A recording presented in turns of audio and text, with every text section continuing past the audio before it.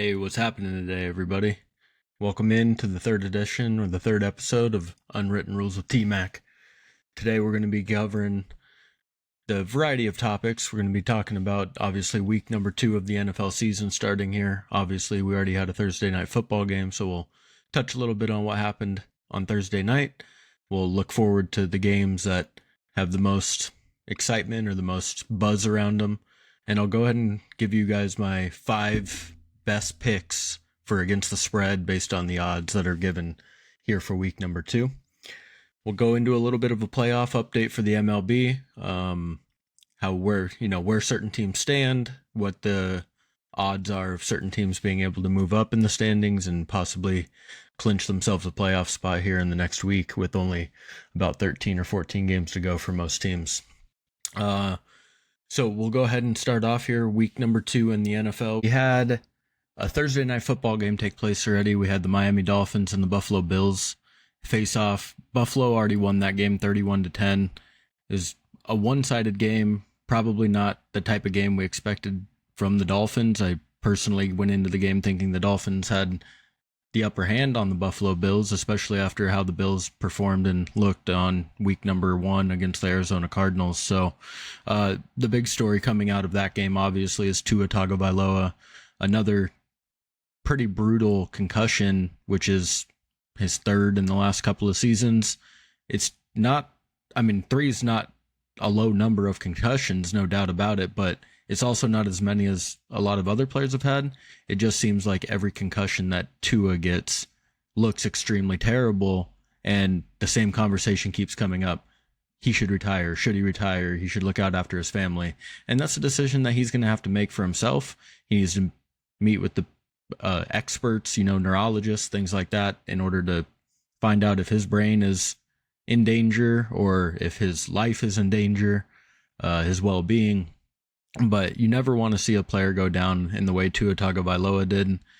Regardless of the concussion, which you never want to see, he had an awful game before that. He threw 3 interceptions, one off of his back foot it's an inexcusable throw. He's fading backwards, being tackled, and he was probably trying to throw the ball out of bounds, but it ends up being a floating duck, and it gets taken back for a pick 6. It's not a throw that a quarterback that makes his type of money and the type of quarterback he's supposed to be should be making.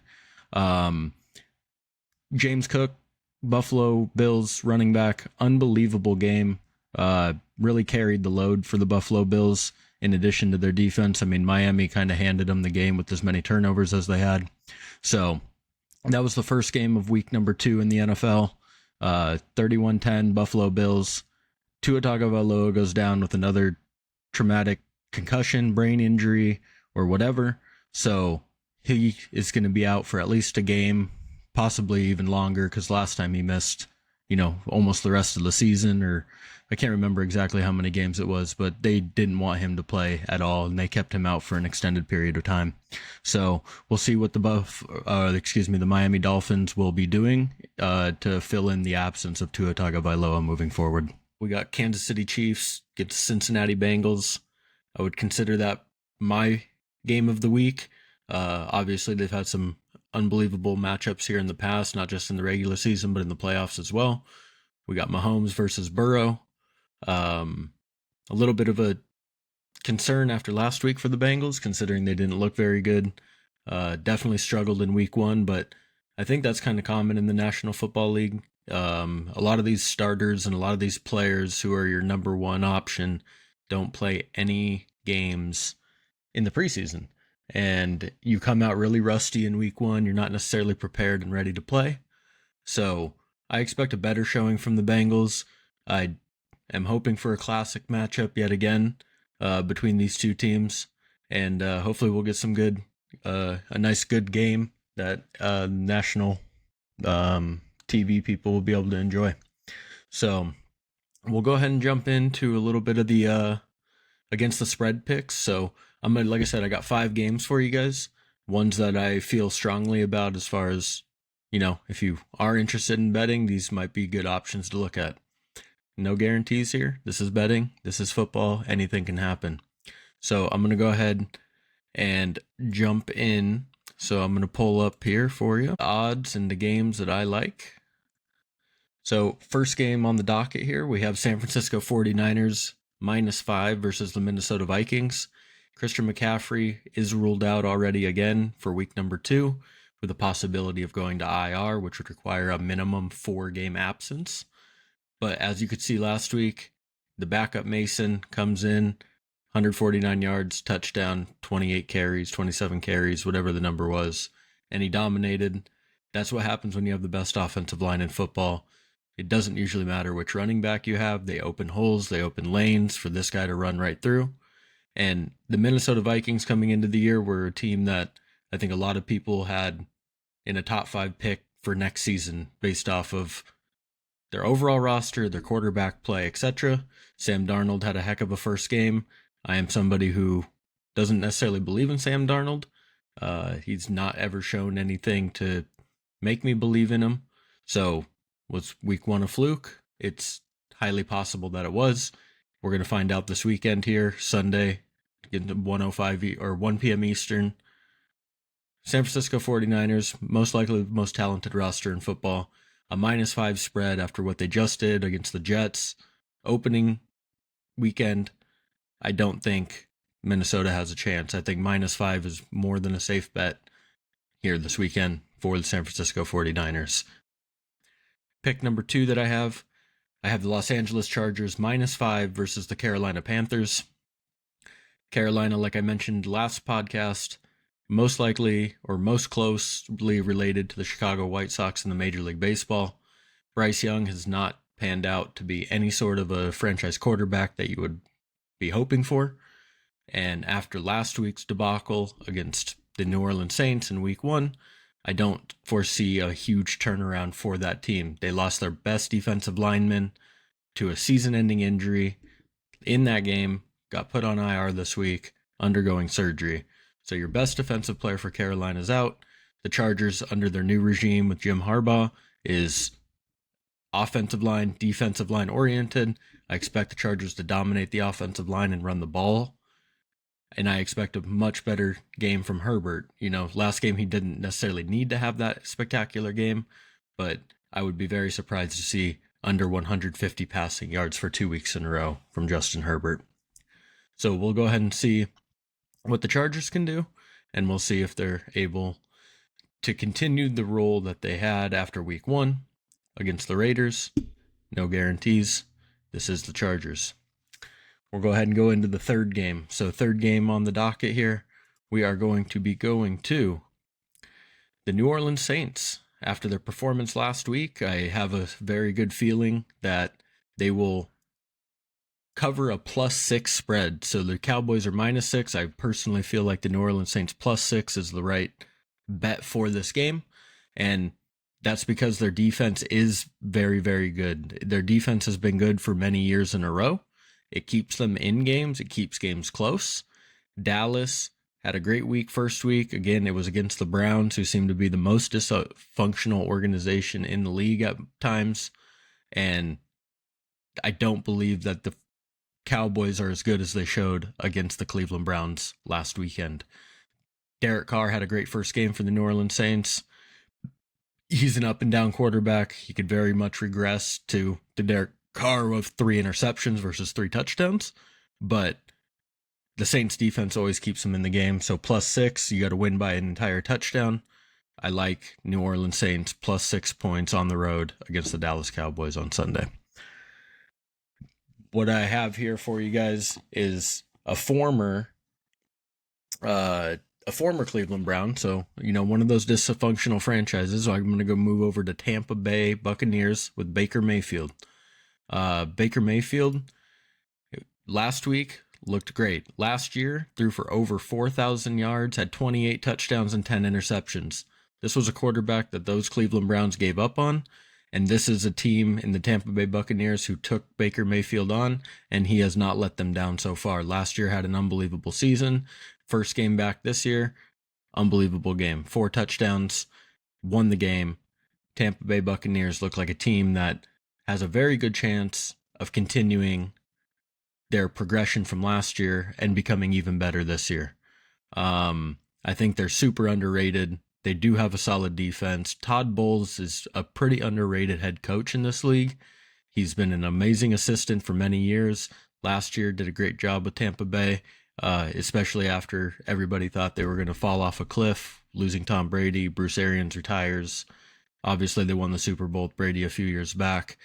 They thought it was a full rebuild, but Baker Mayfield has definitely shown that he's there to stay and he's there to, win games. And they look like they're poised to be able to do that a lot. So Detroit Lions, Tampa Bay Buccaneers plus 7.5 points. I mean, the Lions opening weekend didn't necessarily look so good against the Rams, a Rams team that has a multitude of injuries along their offensive line from their receiving core. The Lions really struggled, had to win it in overtime. So I like Tampa Bay plus 7.5 points this weekend. Almost a good bet to win any money. Final game I'm going to give you guys here. We have the Los Angeles Rams versus the Arizona Cardinals. So like I mentioned just a minute ago, the Rams are in extreme injury zone right now. They have so many injuries. I believe their entire starting offensive line last week got hurt, are either questionable or already ruled out here for Sunday. Not to mention they lost Puka Nacua, breakout receiver from last year for them, opposite side Cooper Kupp. He's already on IR, minimum 4 games being missed. Arizona Cardinals in the first half against the Buffalo Bills last week looked extremely solid. Everybody thought Kyler Murray was looking great, and overall, Kyler Murray did have a very solid game. In the second half, the whole team kind of fell apart, allowed Buffalo back in the game. But at a -1, they're at home against the Rams. The Rams offense is going to struggle to protect Stafford, to block for the run game with the amount of injuries on the offensive line. I have Arizona Cardinals winning this game. I'll take the -1 with the Arizona Cardinals. So those are the 5 games that I have for you guys. We got San Francisco -5 versus the Vikings. We have Los Angeles Chargers -5 against the Carolina Panthers. The Saints +6 versus the Dallas Cowboys. Tampa Bay Buccaneers +7.5 versus the Lions. And Arizona Cardinals -1 versus the Los Angeles Rams coming up this weekend. So if you're into bets, those are against the spreads. Let's see what happens. We'll recap it next week on my next podcast, I should say, and we'll grade myself. We'll see how I do. Hopefully, I'm 5-0. I'll probably be 0-5. That's probably going to end up being more likely. We'll go ahead and roll over here to what we're going to be looking forward to for this last 2 weeks of the playoff season for the Major League Baseball. Today we had, every team basically in action. I'll pull it up here for you guys. We'll go ahead and share what the standings currently look like and kind of what you can expect to see moving forward. So in the American League, since the last podcast, this race right here has really, this race right here, New York Yankees, Baltimore Orioles. This was about one game, either a half a game or one game last time. You can see lost 2 games in a row. Baltimore Orioles, Yankees are on a 3-game win streak. Tonight, Aaron Judge finally breaks his homerless streak, longest of his career, and he hits a go-ahead grand slam bottom of the 7th inning. They're down 4-1 to their rival Boston Red Sox. Aaron Judge steps to the plate, bases loaded, launches one out. Yankees win 5-4. Those are the types of plays that you look for at this time of the year in September, especially in the middle of a division hunt like the Yankees currently are against the Baltimore Orioles. And with only 2 weeks left in the season, a 3-game cushion is a pretty solid cushion to have. Baltimore's leading the American League wildcard race. There isn't too much of a, battle for the wildcard race as of right now in the American League. Detroit is 2.5 games back, as Minnesota has faltered a little bit over the last week. So you could 3-7, obviously, as you can see here, Minnesota 3-7 versus 6-4. So that allowed them, they were 5.5 games back before that stretch. Now they're 2.5 back. Outside of that, Kansas City and Baltimore seem pretty securely in, being 5 games and 7 games, ahead of the Detroit Tigers. would take an epic collapse for either of those two teams to not be in the playoffs this year as a wild card team. Not to say that Baltimore still can't catch the Yankees, but falling back to 3 games back with only a little less than 2 weeks to play is going to be a little difficult for them to overcome, barring a collapse from the Yankees. So hopefully the American League stuff, gets a little bit more interesting. Hopefully the races get a little tighter. The divisions are pretty much set outside of the Yankees and the Orioles. I don't see anybody else coming up and taking them out. Second place team in every division races a minimum of 3 games back in the entire Major League Baseball. So there aren't too many division races that are like within a game or two. But we'll see what happens in another week. Maybe the final week we'll have a little bit closer duels, especially for the division. Tonight, the biggest races are going to obviously be in the National League. There's 4 teams currently separated by 2.5 games in the wild card. That includes the Braves, who are currently the team looking up, trying to get into the wild card. And then that also includes the Padres, the Diamondbacks, and I'm sorry, the other team is the New York Mets. Tonight, the New York Mets lost Francisco Lindor to back soreness, so they're hoping that that's not a major concern, as he has been maybe the closest thing to the MVP outside of Shohei Ohtani in the National League so far this year. He's had an unbelievable season. He's been on my fantasy team, so I've gotten to reap the benefits a little bit of Francisco Lindor, and that's as somebody who hates the Mets, not a Mets fan at all, but he's definitely helped me in fantasy, and I'm sure as a Mets fan, you would not wanting him to miss any time down the stretch over the final 2 weeks of the season. You can see the San Diego Padres currently are the wild card leader in the National League, 1.5 games up over the New York Mets. That's the distance. They're 2.5 up on the Atlanta Braves. So the Padres are positioned very well after their win tonight, 5-0 over the San Francisco Giants.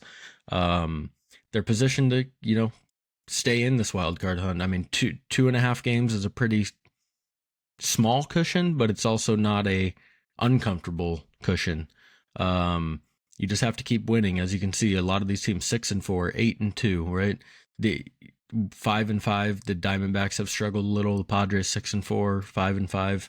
They've been treading water a little bit, but it's keeping them in the playoff race.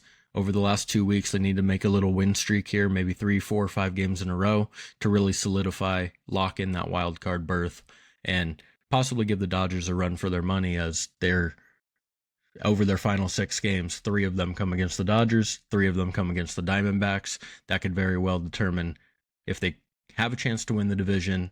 If the Diamondbacks pass them up in the wild card, did the Padres sweep the Diamondbacks, and does that hurt the Diamondbacks in the wild card? There are a ton of scenarios that can play out over the final 2 weeks of the Major League Baseball season, and we're just going to go ahead and have to wait and see what that is. So as far as tomorrow's concerned, I'll show you guys the schedule that's currently out and what teams are playing who. So this is for the remainder of the weekend. So Saturday, the teams, so you have the Yankees against the Boston Red Sox. So Yankees obviously trying to continue to pad that lead in the American League East, trying to put the Baltimore Orioles to bed, per se, basically relegate them to a wild card berth. You're going to be having the New York Mets against the Philadelphia Phillies. The Mets smacked the Phillies today. The Phillies have scuffled all second half, where they just haven't been consistent. They've gone on big losing streaks. They're a really good team. They have really good players. It just doesn't seem like they always put it all together. Obviously, during the playoffs, that can all change. But as a Padres fan, we're rooting for the Philadelphia Phillies this weekend to beat the New York Mets. Baltimore Orioles get the Detroit Tigers. As I showed you, 2.5 games back for the Detroit Tigers, behind the Minnesota Twins. Baltimore obviously trying to win every game they possibly can to see if they can stay in that American League East race, right? If they want a division, they can't lose against the Detroit Tigers. The Detroit Tigers feel we can't lose against the Baltimore Orioles because we're only 2.5 games back, and we have a chance to sneak into the wild card if Minnesota keeps struggling and losing games here down the stretch. So You can see Minnesota has Cincinnati coming up tomorrow. Minnesota has to win, right? If they lose, Detroit wins 1.5 games back, and the pressure really mounts on the Twins at that point to be perfect down the stretch. You have the Dodgers and the Braves. As a Padres fan, let me tell you, there's no winner in this series. The Padres trying to 4.5 games back of the Dodgers in the division for the NL West. Do we want to try and get that division? Of course we do. The Braves are only 2.5 games back in the wild card, so you don't really want them to get any closer by winning. So the goal is you want the Braves to win, but you also need the Padres to win. Braves win, Padres win. Padres stay the same amount up on the Atlanta Braves. They gain a game on the Dodgers with 3 games coming up. Final 6 games, we play 3 against the Dodgers. If you can be within 3 games, the Padres have a legitimate shot, as they do own the tiebreaker for winning the season series against the Los Angeles Dodgers already. So, Padres fans, let's root for the Braves tomorrow. Obviously, we need to be rooting and hoping for a Padres win in order for that to be a successful trade-off. Milwaukee has Arizona. Padres fans, we're rooting for Milwaukee. You want Arizona to lose just like they did tonight. They've been on fire. They have the most runs scored in the entire National Baseball League. So it's one of those things that you have to score this time of year. Arizona scores. They don't necessarily pitch as good, though. Padres may not score as much, but they pitch better. So there's got to be an even trade-off. You have to be able to hit good pitching in September, in October. Arizona has batters that can hit the ball. That's why they've scored the most runs.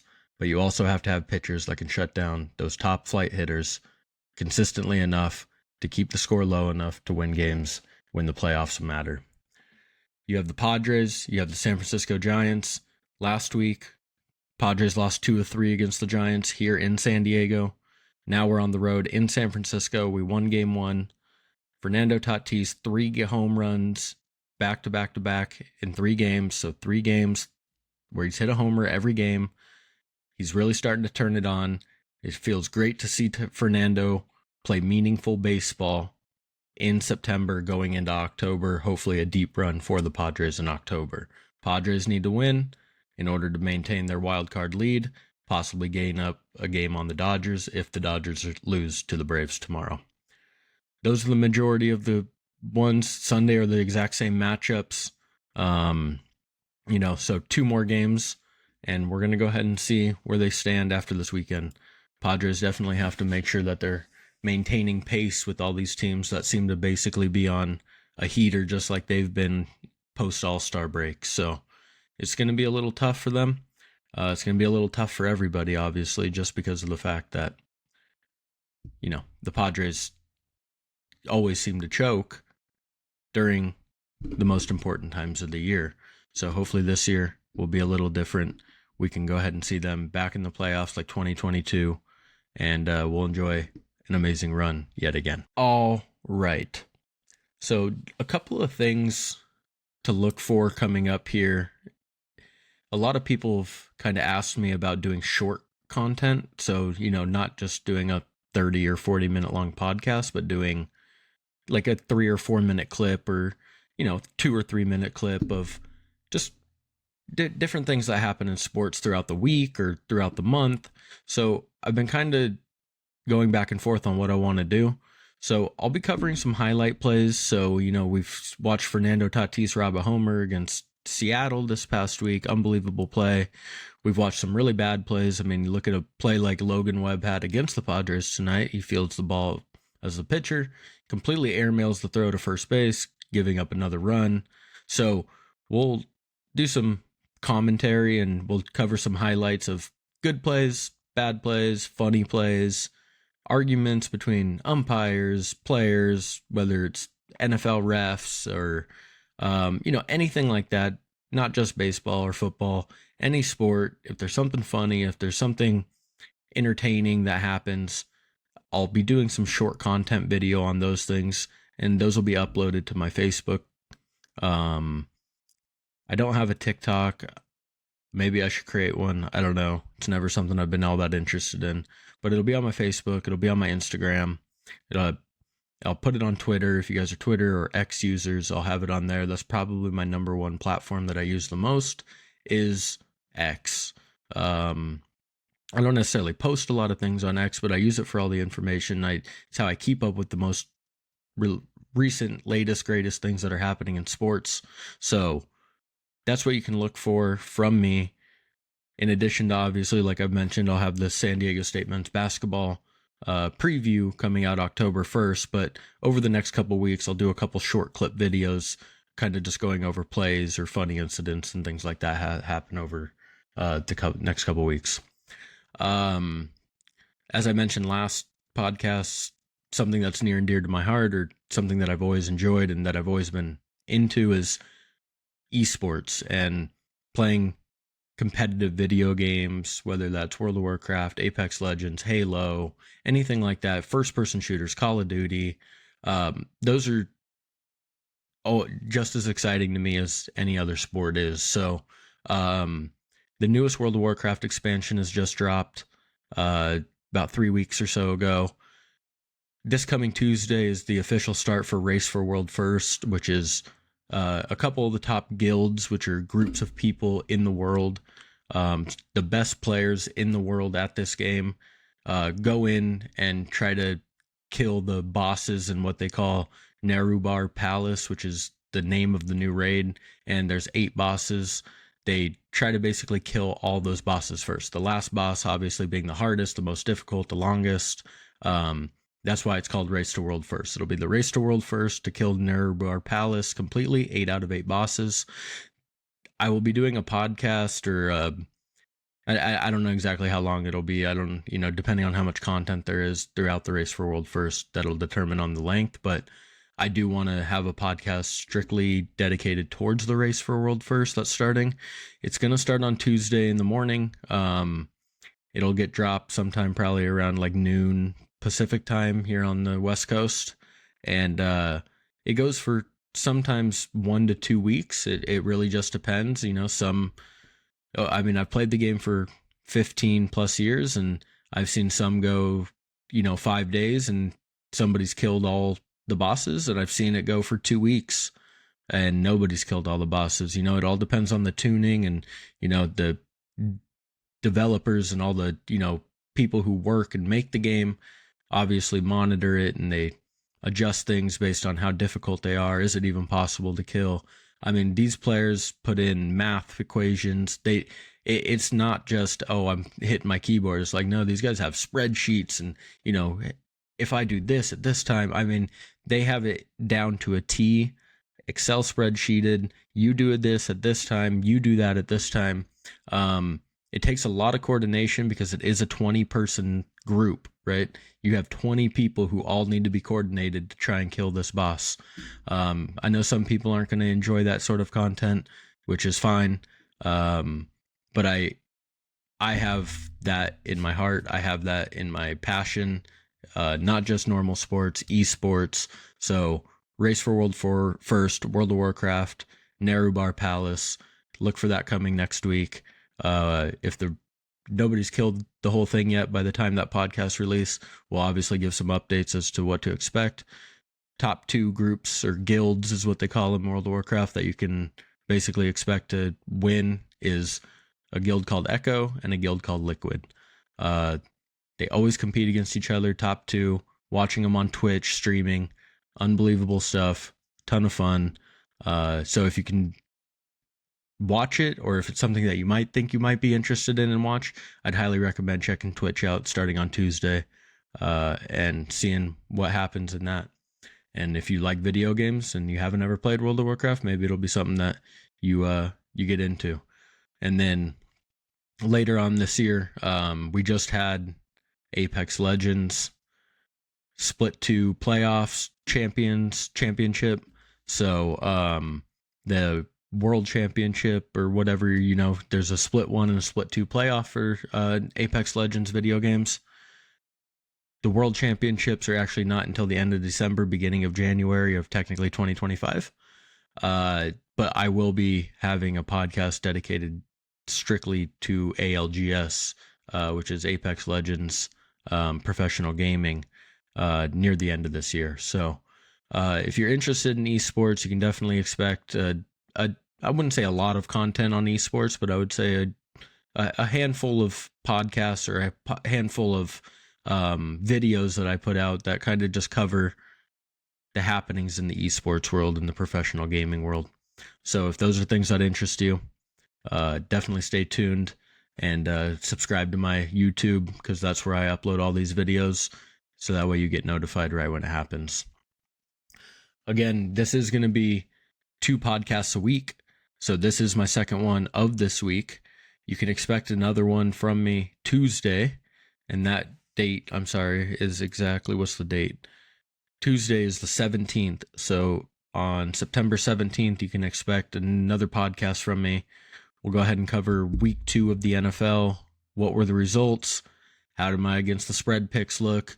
Was I 5-0? Was I 0-5? We'll go ahead and update you on the weekend's games of the Major League Baseball season. How do the playoff races look? Has there been any gaps established for any of these teams? Are they able to have any breathing room? But that'll be on Tuesday, so that's what you can expect from me then. And then, we'll kind of just keep rolling with it from there. We obviously have the National Basketball Association beginning, NBA, as I've mentioned before. It's my favorite sport to watch. It's my favorite sport to follow. Got a fantasy basketball draft that'll be coming up here in about a month. A little less, because, the NBA season is literally about a month away. And I personally can't wait to see what the Lakers do, but I'll have a ton of NBA content coming for you guys here pretty soon. College basketball is going to start. We have college football going. So stay tuned for everything. We'll kind of be jumping around. We'll kind of cover everything, and we'll see how this year goes. I had a great time tonight. I hope everybody enjoys the content. If there's anything you'd like me to talk about, if there's anything you'd like to see moving forward, please, again, reach out to me. Subscribe to my YouTube. Follow me on my Facebook page. Look out for upcoming videos, shorts, things like that. It's going to be some fun content. Can't wait to share more with you guys. I hope you all have a good night.